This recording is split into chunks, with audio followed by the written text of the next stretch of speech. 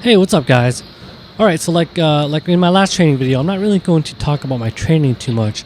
I said I would finish off my talk that I started off in the previous video. So I just have a couple of more points I want to bring up. So just please bear with me. I'll get back to talking about my training soon enough. Although my training has been kind of boring lately because I'm basically just a captain upper body at the moment due to a booty butt cheek injury. My right glute is injured, so I can't squat or deadlift or anything like that. But anyways, I think we're up to point number 8, which is keep at it. Imagine how far you'd get if you didn't have to stop and start all over all the time.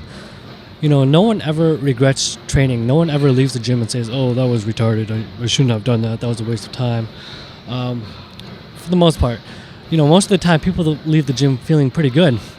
And I'm the same way. You know, it's getting to the gym that's hard. Some days I just don't want to go, but I still do it anyways.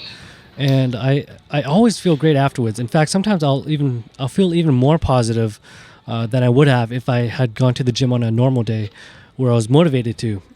You know, because I'll feel proud of the fact that despite not feeling motivated, not feeling energetic, not feeling 100% or whatever, you know, I just still sucked it up and went.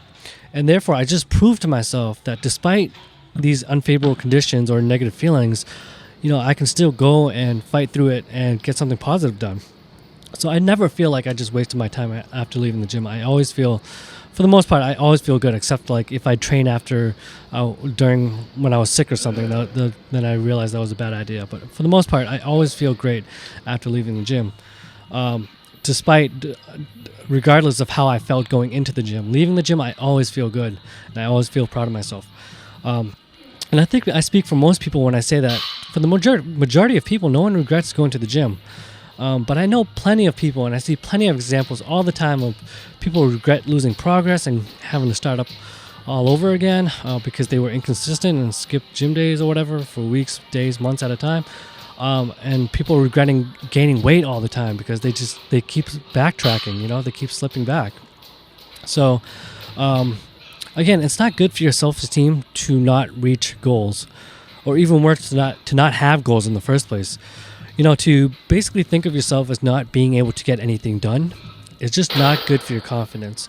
So again, this is more than just about your physical well-being. It's about your self-esteem and building your character in general. You know, it's a lot of, it's emotional as well as physical. It's emotional and mental, you know. So having a good relationship with yourself is super important.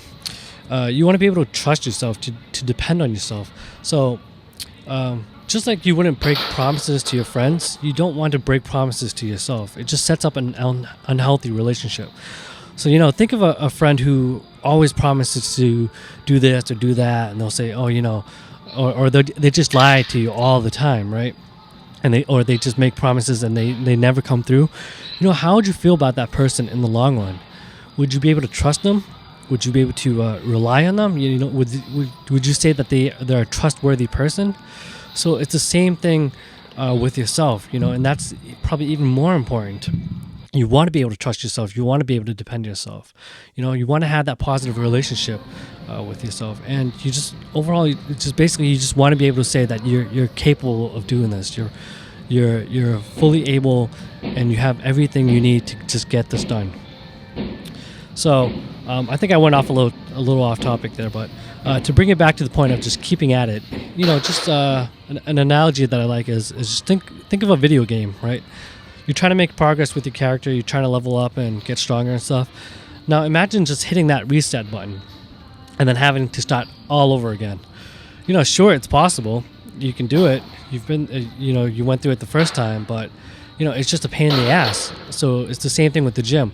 You know, when you miss days, weeks, months, whatever, you could be spending time making progress if you hadn't missed those days, weeks, or months, instead of spending time making up for lost progress.